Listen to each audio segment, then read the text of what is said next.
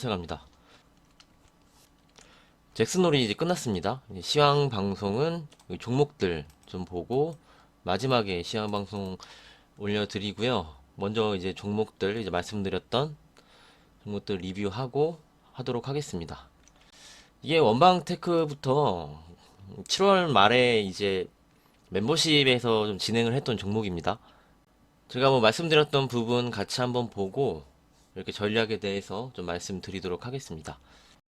그럼 원방테크 먼저 볼게요.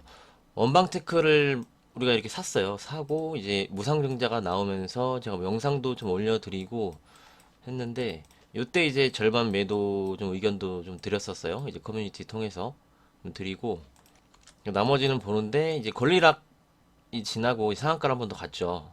상한가를 가고 지금 패턴이 여기 위에 꼬리가 윗꼬리가 길게 달렸기 때문에 아직 가지고 계신 분들은 전량 매도를 좀 진행을 하시고 증자가 나오면은 그 물량이 이제 곱하기 200% 무상 증자니까 그게 이제 발행이 될 거예요. 그럼 그때 그 물량으로 또 매도를 하시고 그러는 게 좋겠다라고 말씀드리도록 하겠습니다. 원방테크는 수익이 100%가 났어요. 100%가 났기 때문에 뭐 더 이상 끌고 가는 것보다는 이제 나머지 물량은 전량 챙겨주시고 증자 받으면은 그 증자 받은 물량으로 좀 대응을 하셔라. 이렇게 좀 정리해서 말씀드리도록 하겠습니다. 신규 상장일이 이제 9월 14일입니다. 이제 내가 보유했던 물량이 곱하기 2가 들어오는 날이 이제 9월 14일이고 이때 이제 물량 나오면은 팔면 되겠죠. 그렇게 원방테크는 정리하고 가도록 하겠습니다. 다음은 이제 대덕전자예요. 대덕전자가 말씀을 드렸는데 바로 좀 올라갔었어요. 요날 이제 말씀을 드렸는데 가까이서 볼게요. 요날 이제 말씀드렸는데 뭐 바로 이렇게 한번 치고 내려왔다가 이제 전고점을 돌파를 했죠. 근데 이 종목은 절반 매도가 맞죠. 절반 매도는 뭐 진행이 되셨을 거라고 좀 생각을 하고요. 역사적 신고점을 넘어갔습니다. 역사적 신고점을 뚫었기 때문에 남은 물량은 계속 홀딩해서 수익을 극대화시키는 게 맞겠죠. 절반은 무조건 챙겨주는 게 맞고 여기서 가져가다가 요 자리 있어요. 요 자리 요 양봉의 종가 요때 이게 17,426원인데 한 17,400원 정도 17,400원 정도인데 여기를 이탈을 하면은 전량 이익 실현을 해야겠죠. 이익 실현을 하고 여기를 지켜주고 여기 위에서 주가가 좀 진행이 된다 하면은 계속적으로 가져가는 관점으로 전략을 말씀드리도록 하겠습니다. 아무래도 이제 대덕전자가 강했던 이유는 DDR5 관련해서 움직였으니까 DDR5가 차세대 먹거리라고 말씀드렸죠.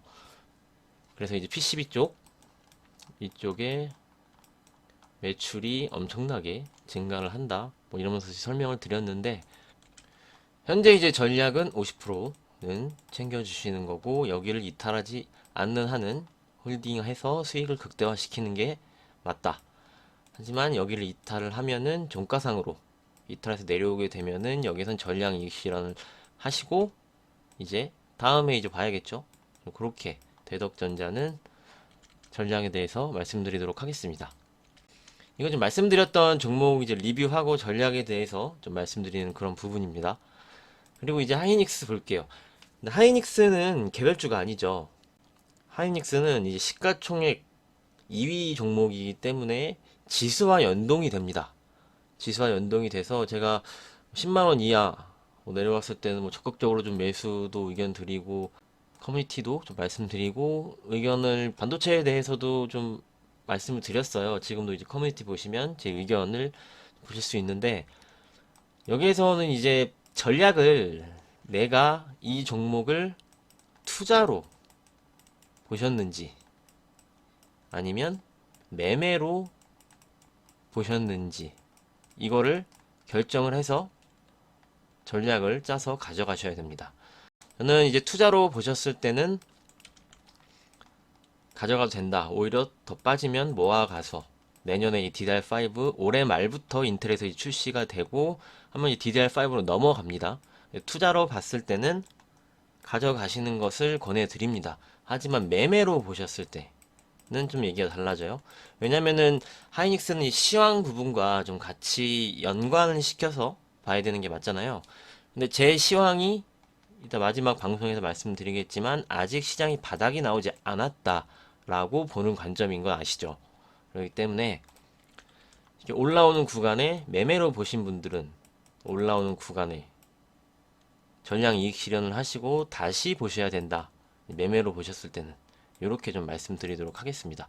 아무래도 시장을 이렇게 바닥이 좀 나오지 않은 상태이고 외바닥으로 지금 올라가고 있는 상태이고 제가 9월 대비하셔야 된다.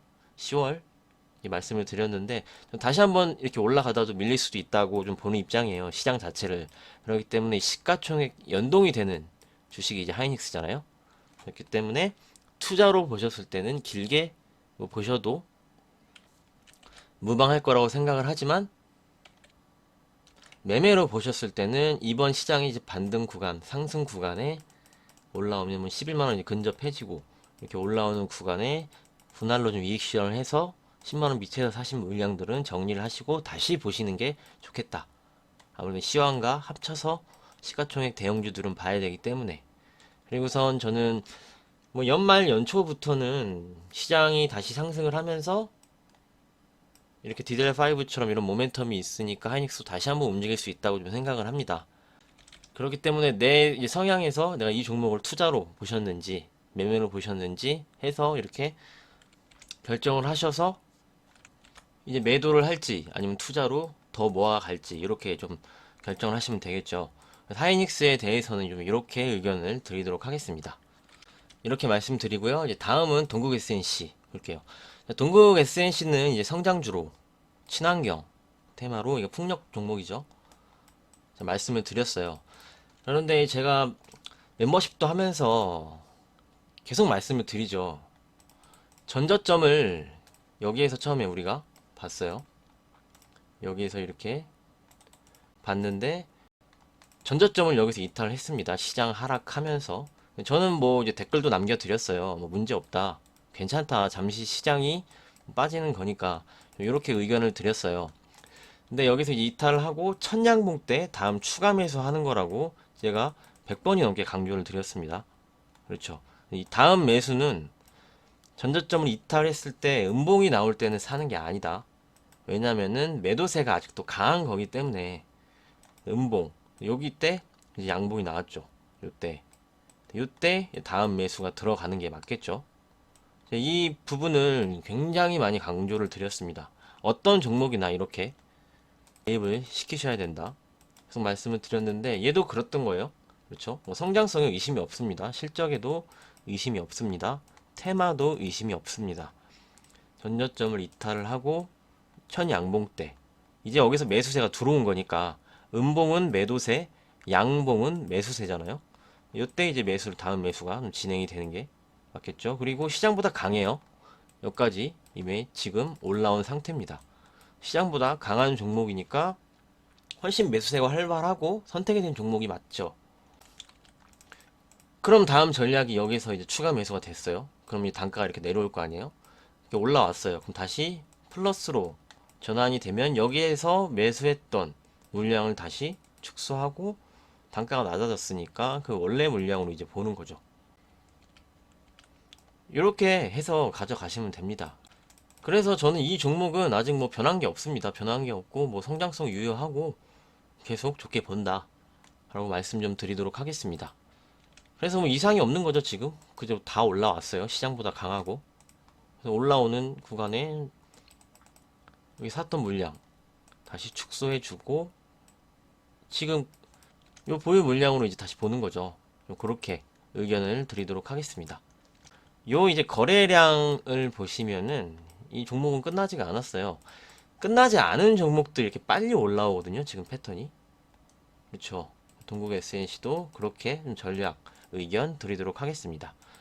다음은 이제 종근당이에요. 종근당 처음에 이곳에서 우리가 좀 봤죠. 여기서 처음으로 보고 올라왔는데 다시 밀렸습니다. 밀리고 이렇게 내려왔어요. 얘도 패턴이 똑같죠. 제가 계속 말씀드렸습니다. 전저점을 이탈을 했다. 전저점을 이탈을 하고 음봉 음봉, 양봉 때 다음 매수가 진행이 되는 거죠. 그렇죠. 양봉 때 또 진행이 되는 겁니다. 그래서 얘도 시장보다 빨라요. 시장보다 빠르게 지금 올라왔고, 금요일에 좀 FDA 승인권 나왔죠. 승인권이 좀 나오고 호재도 좀 나왔는데, 여전히 저는 종근당도 더 올라가야 된다라고 보고 있습니다. 제약주에 대해서 의견을 최근에 계속 드렸어요. 제약주 보셔야 된다, 보셔야 된다. 지금 셀트리온 필두로 제약주들이 지금 시장에서 굉장히 셉니다. 그렇죠. 계속적으로 좀 보셔야 되고, 이제 녹십자도 움직였죠, 금요일에. 녹십자를 보면은, 녹십자도 추세를 돌리면서, 그렇죠. 추세 돌리면서 돌파를 해서 차트가 이제 돌아가잖아요. 여기서 이제 매물 소화가 끝나고 거래량이 이제 증가를 하면서 돌리는 모습이 나오잖아요. 이게 지금 전체적으로 제약주 쪽에 좀 매수세가 좀 들어가는 모습이 계속적으로 좀 보이고 있습니다. 그래서 제약주 쪽은 계속적으로 좀 보셔야 되고, 종근당도 그대로 다 올라왔어요. 그래서 종근당도 저는 여기서 이제 추가 매수 하셨다면 다시 2절 구간에 이 물량 줄여주시고 원래 물량으로 다시 이렇게 보는 관점. 전략이 다 똑같습니다. 그리고 빨리 올라오죠. 이렇게 종근당도 좀 의견 드리도록 하겠습니다. 그리고 다음으로 이제 S맥 볼게요. S맥도 마찬가지예요. 다 비슷합니다. 빨리 올라오죠.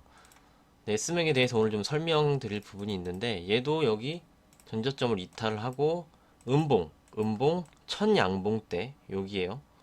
첫 양봉 때 다음 매수가 진행이 되면 빨리 지금 올라왔죠. 여기 회복을 해줬습니다. 전저점 이탈하는 그런 부분까지.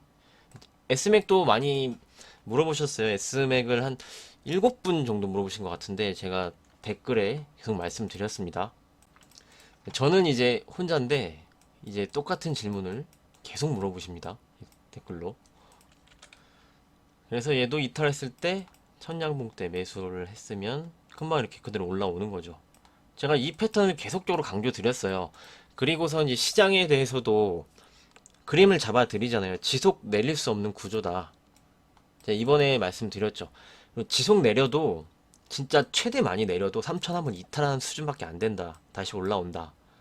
제가 계속 강조드렸죠. 그러니까 이제 매수를 하시라고 양봉 때 말씀드린 부분이에요, 다. 지속 왜 못 내려간다 그랬죠? 돈이 많이 시장에 풀려 있기 때문에 많이 내려가면 어느 순간에 여기서부터 다시 매수세가 들어오면서 올라간다 그랬잖아요. 시장의 구조가 지금 그렇습니다. 그러면서 큰 박스권 본다 말씀드렸죠. 그러니까 이 시장의 구조를 이해를 해야지 내가 종목들을 개별적으로 대응을 할 수 있는 겁니다. 시장의 엄마를 크게 보고 자식들이 종목이잖아요. 종목들을 이제 보는 거죠. 그래서 제가 맨날 말씀드릴 때 큰 그림 말씀드리고 이제 종목들 말씀드리고 이제 대응 방안 말씀드리고 말씀드리는 부분인데, 얘도 결국은 똑같았다. 그런데 얘는 이제 스토리가 있어요. 이 스토리를 좀 보셔야 되는데, 이게 리픽싱이라고 보시면은 왜 이렇게 빨리 올라가게 됐냐. 요때 제가 8월 23일 날 이 뉴스 보고, 아, 얘 일부러 내렸네. 바로 급반등을 하겠네. 라고 제 주위에도 얘기를 했습니다. 8월 23일이 요 날이에요. 요 날. 저점이었죠. 저점 부근에 이 뉴스가 나왔는데, 그리고 다음 날부터 이제 급등하잖아요. 이 이유가 이 스토리를, 이게 하나의 방법인데 알아두시면 좋습니다. 말씀드릴게요. 전환가액이 조정이 됐어요. 이게 리픽싱이라고 합니다. 얘가 처음에 60억의 3호를 발행을 합니다. 60억 3호로 채권이죠. 발행을 하는데 그게 이제 주식으로 이자가 2%예요. 만기 표면이자 2%, 만기 이자가 4%인데 처음에 이제 1362원에 440만 주를 발행을 할 수 있는 권리를 갖고 있었던 거죠. 그걸로 60억에 발행을 한 건데, 여기서 이제 주가가 하락을 시키면은 전환가액이 조정이 됩니다. 그러면서 의도적으로 이제 주가를 떨어뜨린 거죠. 의도적으로 떨어뜨리면 여기 보시면은 조정 방법이 나와요. 여기서 1개월 A, B, C, D, E, C와 D 높은 가액 일주일 최근일 해서 이렇게 돼서 가격을 매줘서 리픽싱이라고 가격을 다운시키게 됩니다.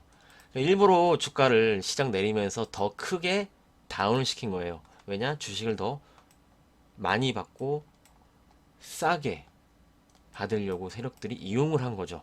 그게 리픽싱입니다. 리픽싱이 끝나면 주가가 급등을 해요. 어떤 내용인지 이제 감 잡으시면 됩니다. 감 잡으셨죠? 의도적으로 주가를 떨어뜨려서 그냥 주식을 더 받으려고, 가격을 더 싸게 채권을 받으려고 진행이 됐다.